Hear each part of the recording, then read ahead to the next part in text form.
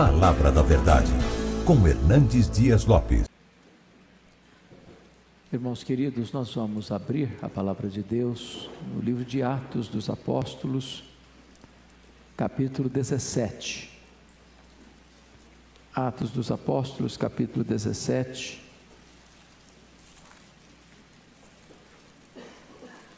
E faremos a leitura a partir do verso 16.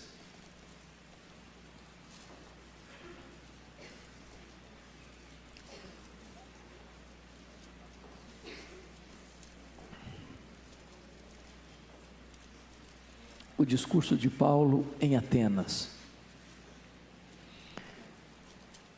Enquanto Paulo esperava Silas e Timóteo em Atenas, o seu espírito se revoltava em face da idolatria dominante na cidade. Por isso dissertava na sinagoga entre os judeus e os gentios piedosos. Também na praça, todos os dias, entre os que se encontravam ali. E alguns dos filósofos epicureus e estoicos contendiam com ele, havendo quem perguntasse: que quer dizer esse tagarela?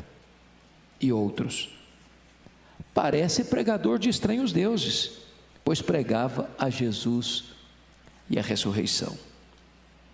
Então, tomando consigo, o levaram ao Areópago, dizendo: poderemos saber que nova doutrina é essa que ensinas? Posto que nos trazes aos ouvidos coisas estranhas, queremos saber o que vinha a ser isso.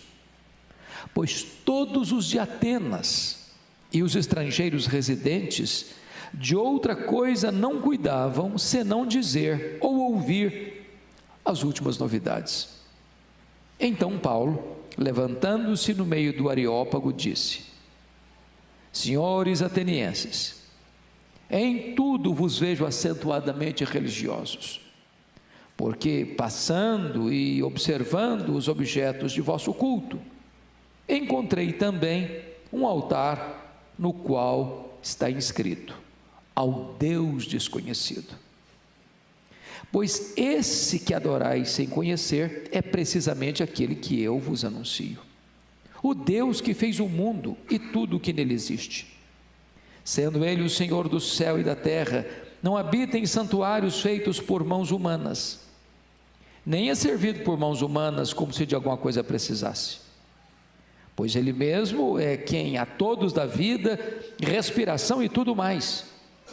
De um só fez toda a raça humana para habitar sobre toda a face da terra, havendo fixado os tempos previamente estabelecidos e os limites da sua habitação, para buscarem a Deus, se porventura tateando possam achar, bem que não está longe de cada um de nós, pois nele vivemos e nos movemos e existimos, como alguns dos vossos poetas têm dito, porque dele também somos geração. Sendo, pois, geração de Deus, não devemos pensar que a divindade é semelhante ao ouro, à prata ou à pedra, trabalhados pela arte e imaginação do homem. Ora, não levou Deus em conta os tempos da ignorância. Agora, porém, notifica aos homens que todos, em toda parte, se arrependam, porquanto estabeleceu um dia em que há de julgar o mundo com justiça, por meio de um varão que destinou e acreditou diante de todos, ressuscitando dentre os mortos. Quando ouviram falar de ressurreição de mortos, uns escarneceram, e outros disseram: a respeito disso, te ouviremos noutra ocasião. A essa altura, Paulo se retirou do meio deles. Houve, porém, alguns homens que se agregaram a ele e creram. Entre eles estava Dionísio, o Areopagita, uma mulher chamada Dâmaris, e com eles outros mais. Amém.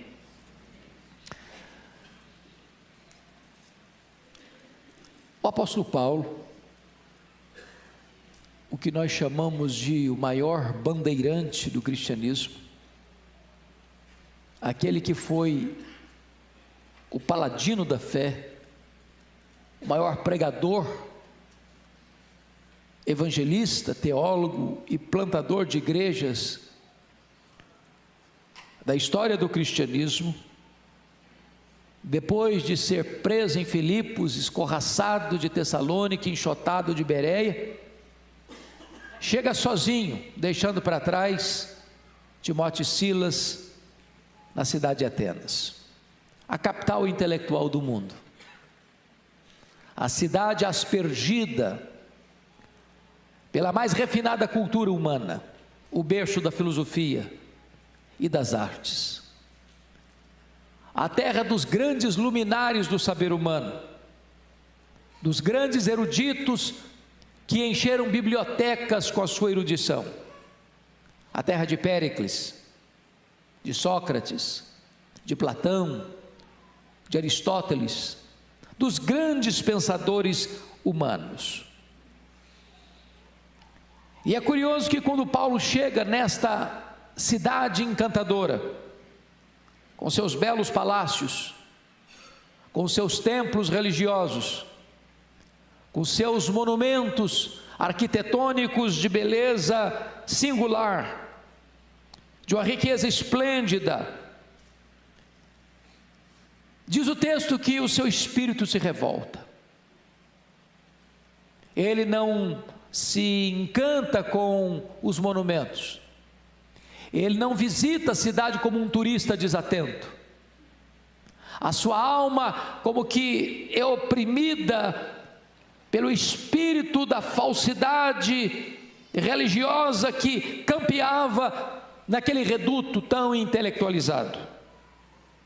E diz a Bíblia que em virtude disso, ele vai para a sinagoga onde os judeus e os piedosos, oriundos do campo gentílico, convertidos ao judaísmo, se reuniam, e ali ele conversa com eles, ali ele disserta acerca da palavra de Deus com eles.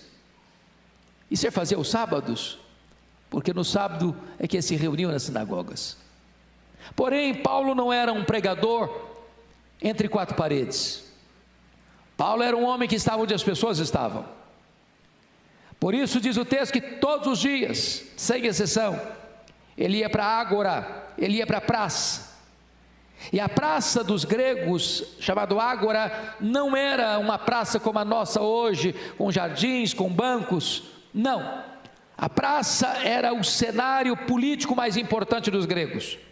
A praça era o local onde os pensadores, os oradores, os grandes estudiosos e luminares do saber se reuniam para discutir sua cosmovisão com as pessoas. E Paulo vai para lá. E Paulo se insere neste meio acadêmico. E não tarda para que alguns filósofos estoicos e epicureus comecem a discutir com ele, a contender com ele.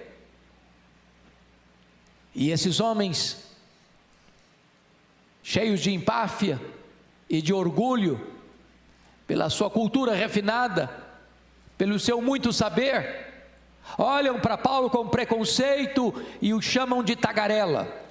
Essa palavra tagarela é uma palavra muito pesada. A palavra grega, spermologos, é a ideia de um passarinho que está no esgoto, catando sementes. Ou, esta palavra significa aquele que não tem ideias próprias, aquele que fica jogando palavras que não são suas, porque não tem ainda a independência para formar a sua própria opinião sobre determinado assunto. E diz a Escritura que diante desse fato, Paulo chama de tal forma a atenção de Atenas, que era uma grande metrópole na época, que os atenienses e os estrangeiros residentes em Atenas, de outra coisa não cuidavam senão falar das últimas novidades, do que Paulo estava pregando, porque ele pregava a Jesus e a ressurreição. Então, mesmo numa cultura politeísta, com tantos deuses, para eles Paulo estava pregando outras duas divindades que eles não conheciam, Jesus e a ressurreição como se fosse uma divindade masculina e uma divindade feminina. E então levam Paulo ao tribunal dos judeus, ao tribunal dos gregos, o Areópago. Era mais do que um espaço físico, era mais do que uma geografia da cidade, era o local onde as grandes questões eram tratadas pelas autoridades constituídas daquela cidade. Paulo é levado ali para ser interrogado, para ser interpelado. E quando ele chega naquele seleto ambiente, Paulo é extremamente estratégico, porque seu espírito estava revoltado por causa da idolatria, mas ele abre um dos mais sublimes discursos registrados na Bíblia, de uma maneira extremamente sensível, estratégica e sábia. E ele dirige-se assim: senhores atenienses, em tudo eu vos vejo acentuadamente religiosos. Imaginem vocês se Paulo tivesse se dirigido assim: senhores atenienses, tão sábios que são, mas mergulhados num caudal de idolatria. Talvez ele poderia ter fechado a porta da comunicação. E ele dizendo: passando por Atenas e observando os objetos do vosso culto. Paulo não é um turista, ele passa e não apenas vê, ele passa e observa. Às vezes nós andamos pela cidade, irmãos, e nós olhamos, e nós tiramos fotos, e nós observamos a beleza dos monumentos, mas nós não observamos o que está por trás dos monumentos, o que está por trás da cultura, o que está por trás da religiosidade de um povo. Ele disse: eu vi um altar dedicado ao Deus desconhecido. Por que isso? Porque dentro da cultura grega havia tantos deuses, que para cada pórtico, para cada templo, para cada monumento, havia uma divindade. E dentro da crendice politeísta deles, eles pensavam: as divindades que nós servimos sem conhecer são iracundas, são vingativas, e toda divindade precisa ter um altar. Mas eles pensavam: e se porventura nós tivermos esquecido alguma divindade, se erigirmos aqui algum altar, essa divindade vai nos punir. E eles então, com medo de correrem esse risco, levantaram um altar ao Deus desconhecido. E Paulo pega este gancho para falar para eles do Deus verdadeiro que eles não conheciam. E então Paulo começa a apresentar para eles o Evangelho. O que eu acho curioso, meus irmãos, é que passaram-se 20 séculos, e São Paulo hoje, Rio de Janeiro hoje, Brasília hoje, Belo Horizonte hoje, Fortaleza hoje, ou as outras cidades e capitais do nosso país hoje, não são diferentes da Atenas do passado. Prestem bem atenção vocês. O mundo hoje, como naquela época, tem muito interesse por novidades, mas não tem interesse pela verdade.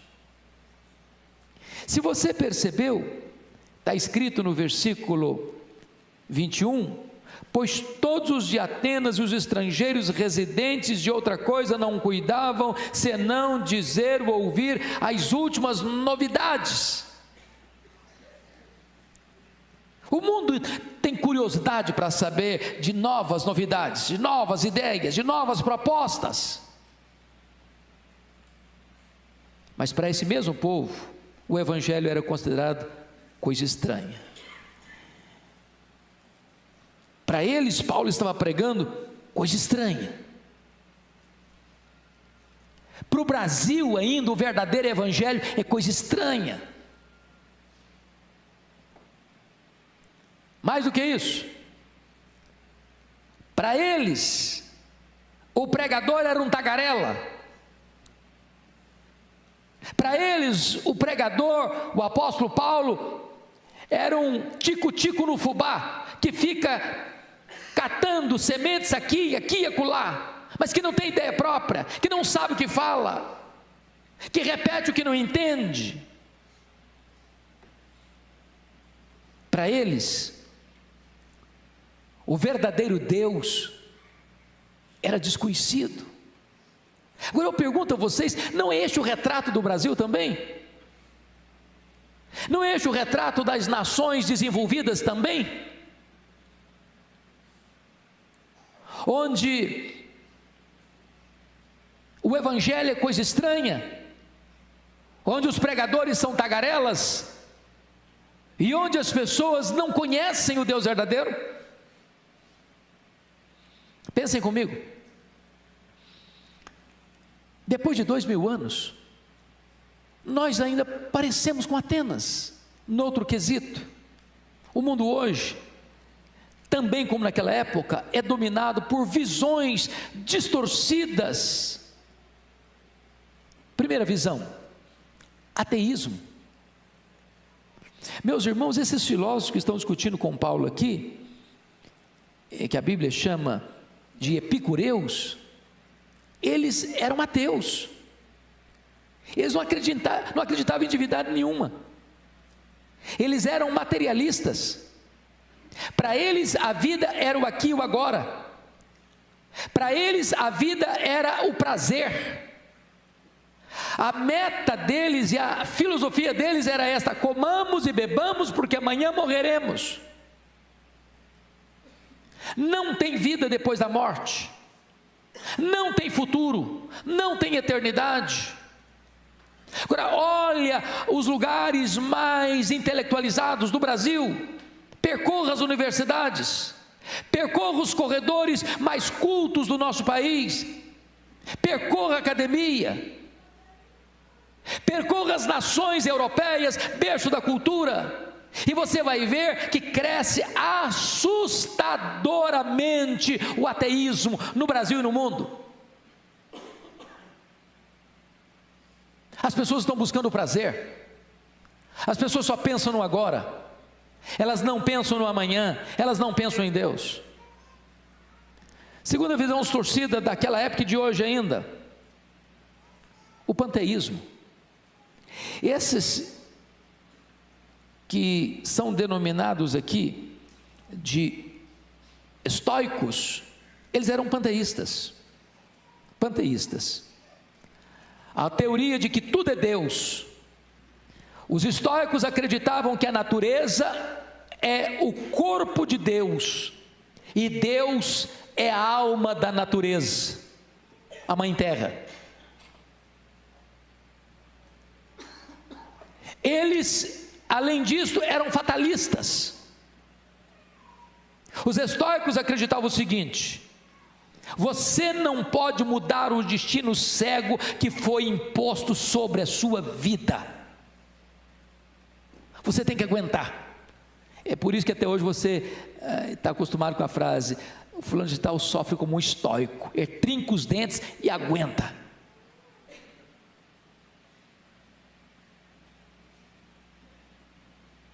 A filosofia dos estoicos era a filosofia de Gabriela, cravo e canela. Eu nasci assim, eu cresci assim, eu vou morrer assim, não dá para mudar. Eles pensavam isso. Mas hoje os intelectuais do nosso tempo pensam do mesmo jeito.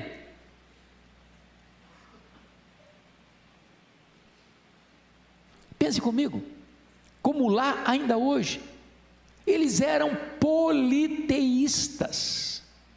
Meus irmãos, na época que Paulo visitou a cidade de Atenas, segundo o Suetônio, havia mais de 30.000 estátuas dedicadas aos deuses.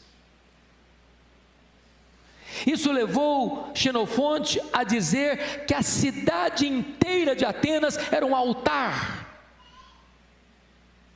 Isso levou Plínio a afirmar que era mais fácil você encontrar um Deus em Atenas do que um homem.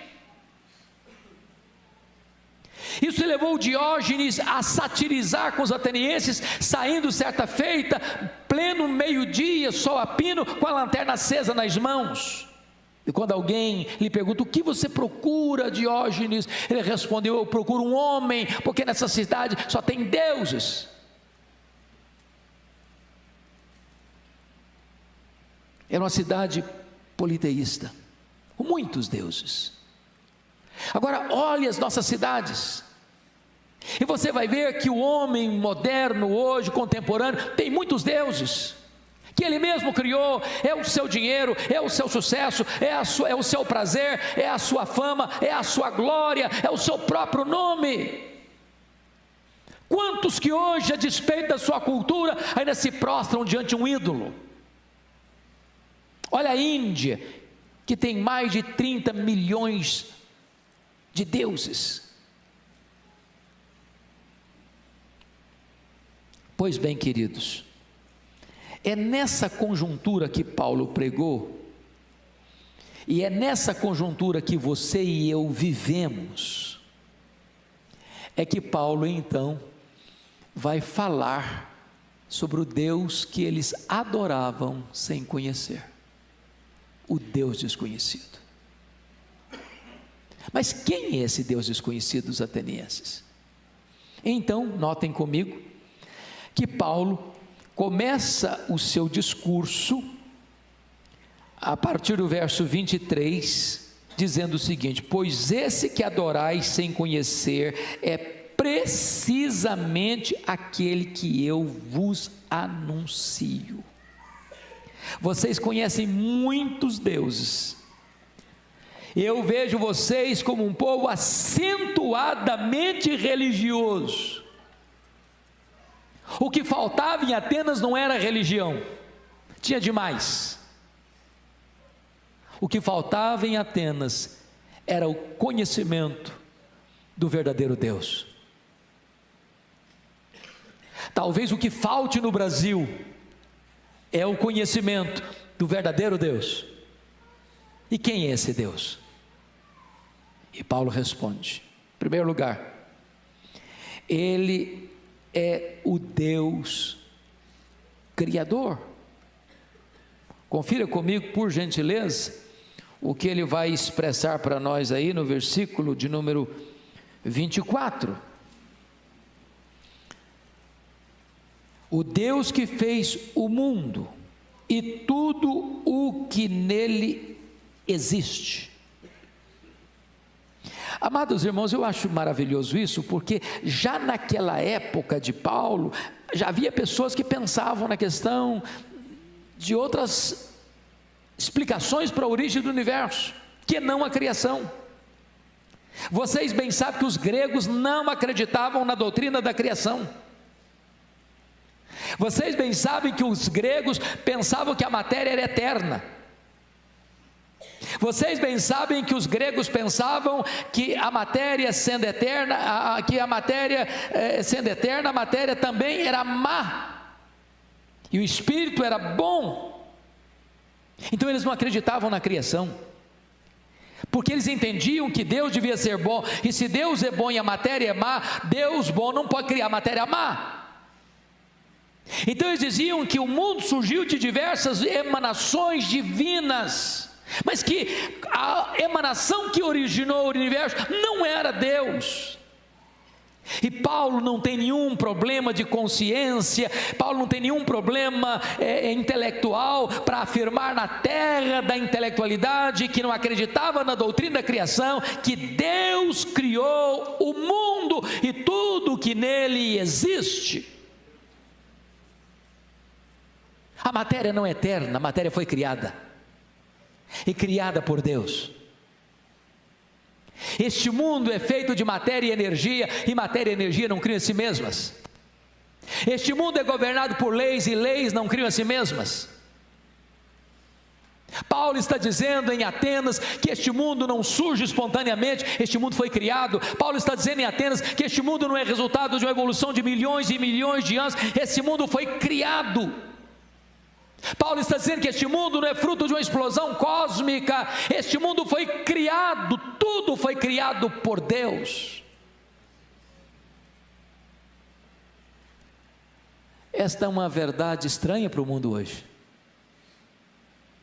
Quando você prega sobre isso, eles vão chamar você de tagarela. Mas seja Deus verdadeiro e mentiroso todo homem.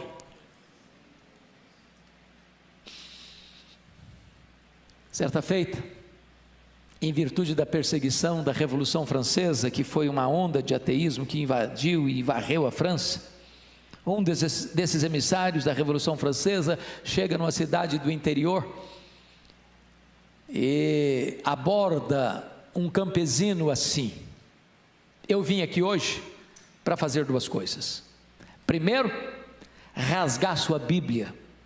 Esse livro é um livro ultrapassado. Uma pessoa informada não acredita mais nesse livro de capa preta. Segunda coisa que eu vim fazer aqui é queimar o templo da sua igreja, porque ter fé em Deus não faz mais sentido. Nós temos explicações necessárias para este mundo que está aí, fora de Deus.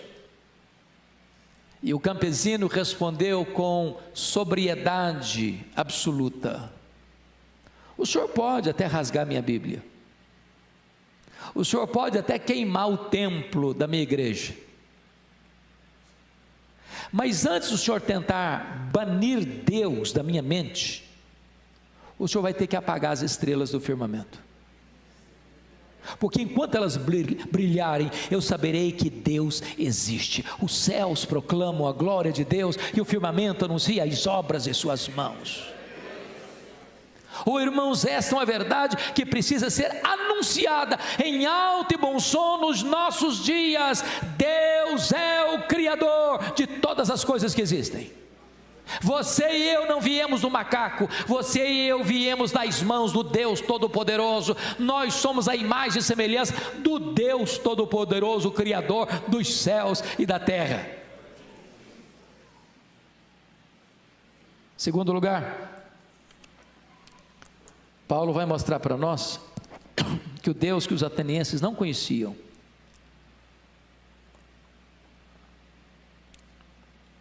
é o Deus da providência. Confira comigo o que Paulo vai afirmar no versículo 25, na parte B. Pois Ele mesmo é a quem a todos dá vida, respiração e tudo mais. Agora confira o verso 28. Pois nele vivemos e nos movemos e existimos. Esse Deus não só criou tudo, mas mantém tudo com vida. Ele não só é o Criador, Ele é o preservador. Ele não é só o Deus da criação, Ele é também o Deus da providência. Se você veio aqui hoje, isso é uma prova de que Deus existe. Se você está aqui nesta noite, isso é uma evidência absoluta de que Ele existe, porque é Ele quem mantém a sua respiração, é Ele quem mantém o seu cérebro funcionando, é Ele quem mantém o seu coração batendo, é Ele quem mantém você com oxigênio em seus pulmões, é Ele quem lhe dá a vida. E sabe, amados, às vezes, pelo corre-corre da vida, pela falta de reflexão devida no nosso coração, a gente pode passar pela vida achando essas coisas tão naturais, a ponto de você levantar-se de manhã e abrir a janela do seu quarto e a luz entrar, e você nem reconhecer que se você está vivo é porque Deus lhe preserva a vida. Se você tem pão sobre a sua mesa, não é porque você tem dinheiro, porque de nada adiantaria você ter dinheiro se os campos não produzissem alimento. É Deus quem sustenta.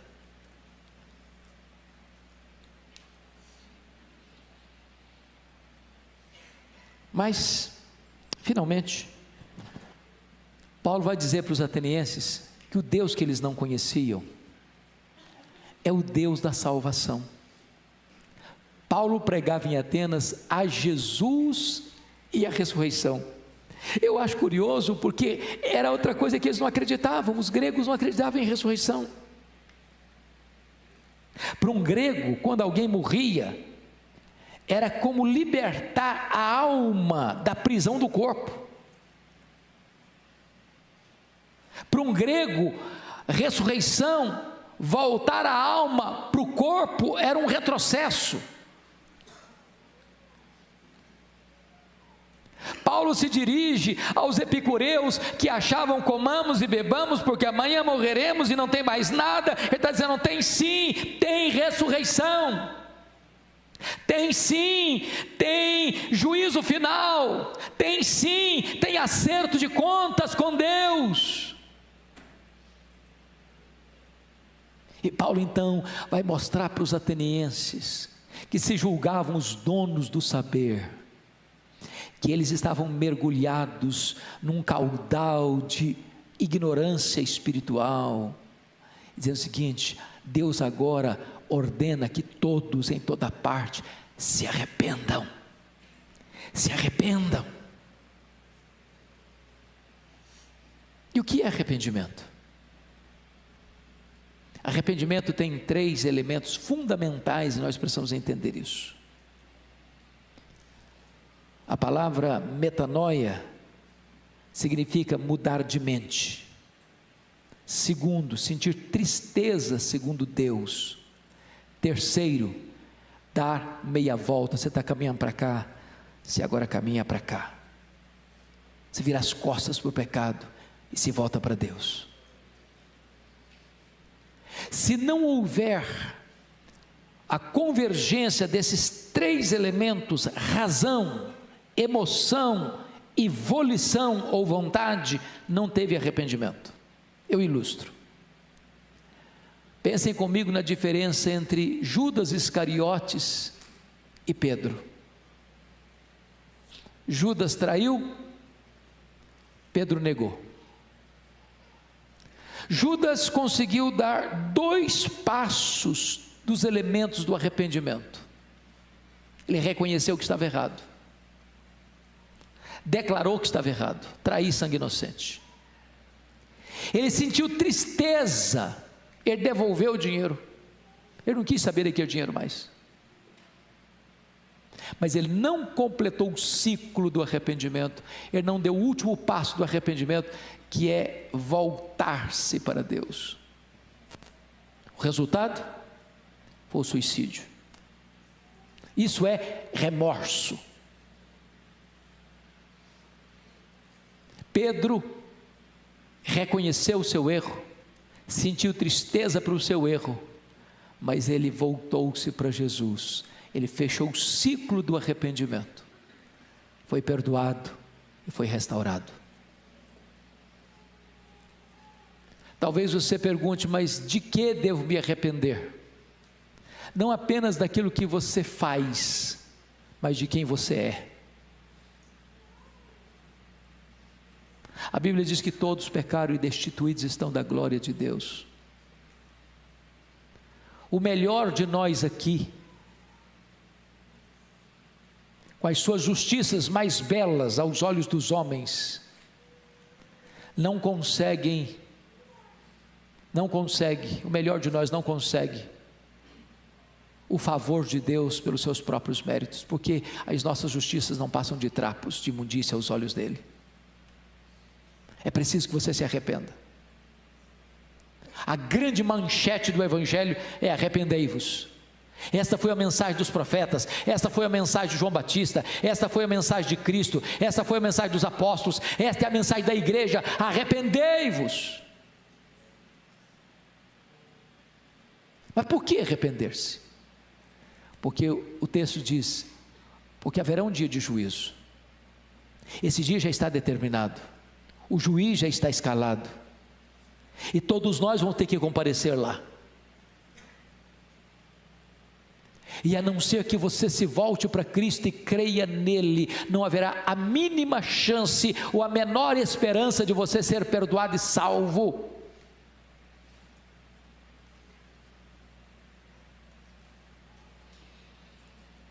Depois que Paulo termina esse sermão em Atenas, eu acho curiosíssimo,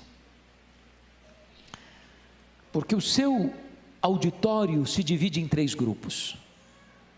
O primeiro grupo está no versículo 32, uns escarneceram dele.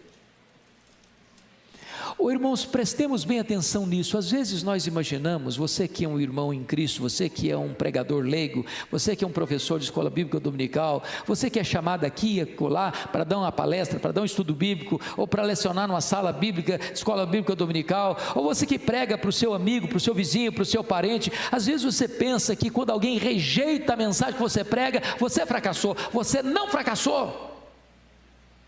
Não há fracasso na pregação do Evangelho. O Evangelho, a palavra de Deus, é uma espada de 2 gumes, ela corta de um lado, ela corta do outro, ela salva e ela condena. Quando as pessoas rejeitam a palavra, elas estão trazendo sobre si mesmas a condenação que esta palavra insere. E quantos hoje escarnecem? E quantos hoje zombam? A primeira reação dos atenienses intelectuais foi zombar de Paulo, escarnecer de Paulo. A segunda reação está no versículo 32 ainda, está escrito aí: a respeito disso te ouviremos noutra ocasião. A segunda reação não foi mais agora escarnecimento, não, agora é protelar, adiar a mais importante decisão da vida. Não é este um grande risco hoje? Quando uma pessoa diz, a respeito disso ouviremos noutra ocasião, sabe o que a pessoa está dizendo? O meu futuro está nas minhas mãos, eu que controlo isso.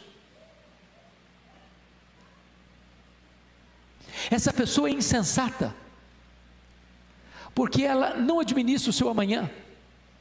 Nenhum de nós pode ter garantia de que estará vivo amanhã, por mais saudável, por melhor que seja a sua posição social. Isso é presunção.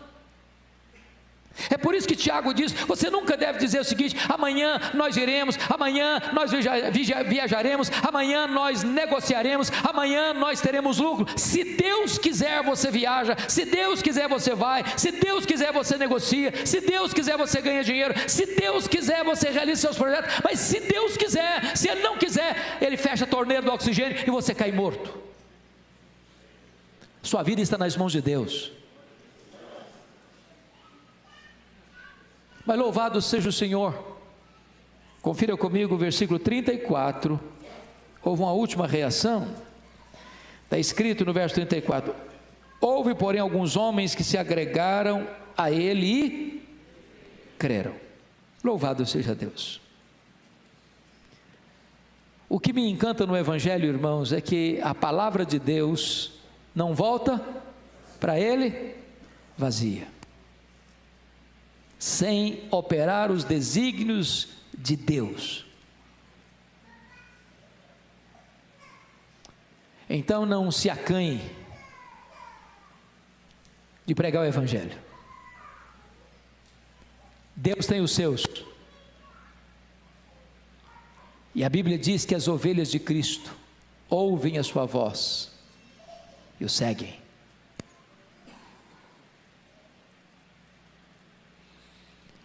Eu não sei como é que você entrou aqui hoje. Pressuponho que todos que entraram aqui já são irmãos em Cristo, mas eu não sei, só Deus sabe, só Deus sonda os corações. Se você entrou aqui hoje apenas como um religioso, Se você entrou aqui hoje e ainda não se arrependeu dos seus pecados, se você entrou aqui hoje e não está preparado para ter um encontro com Cristo, diante do seu grande tribunal, para dar conta da sua vida, eu quero convidar você hoje para vir a Jesus, para confiar nele, para ser perdoado por ele, para receber dele a vida eterna. Não é sábio deixar isso para amanhã. Os atenienses pensaram que teriam outra ocasião. Eu não sei se aquelas pessoas tiveram outra ocasião. Eu não sei se você terá outra ocasião. Por isso, hoje é o dia da salvação. Hoje é o dia oportuno. Nós vamos orar. Curva sua fronte, por favor.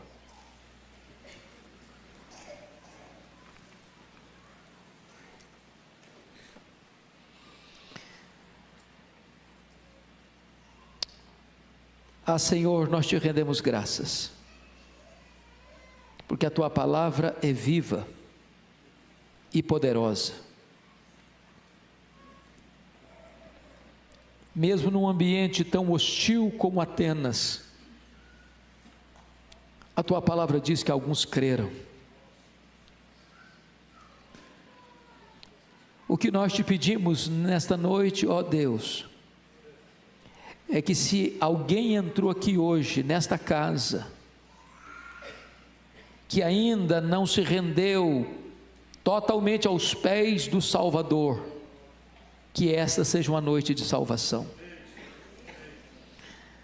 que agora mesmo tu removas as escamas dos olhos, que agora mesmo tu tires o tampão dos ouvidos, que agora mesmo tu tires o coração de pedra, dando um coração de carne, que agora mesmo tu concedas o arrependimento para a vida e concedas a fé salvadora, que agora mesmo o milagre da regeneração aconteça e a conversão venha à tona, para a glória do teu nome.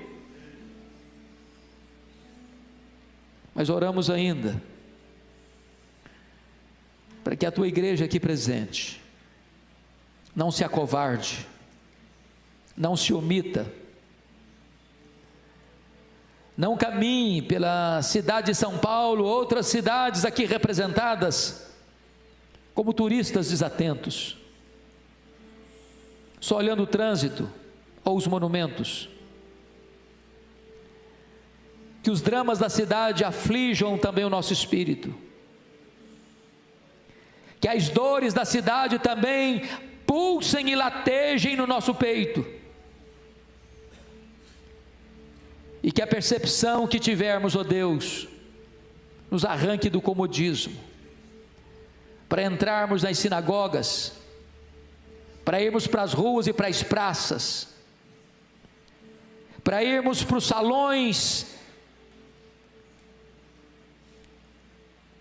onde as coisas são decididas nesse país, para ali anunciarmos o Deus que eles não conhecem, na força e na autoridade do teu poder.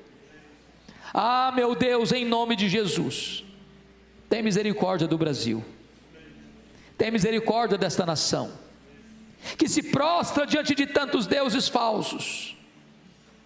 Que esta nação te conheça como o único Deus vivo e verdadeiro, que essa nação se arrependa da sua idolatria e dos seus pecados e mazelas, e se volte para Jesus Cristo, a única esperança, e que tu levantes a tua igreja neste país, para ser uma agência do teu reino, na proclamação do glorioso evangelho da graça. Que seja assim, Senhor, em nome de Jesus, amém.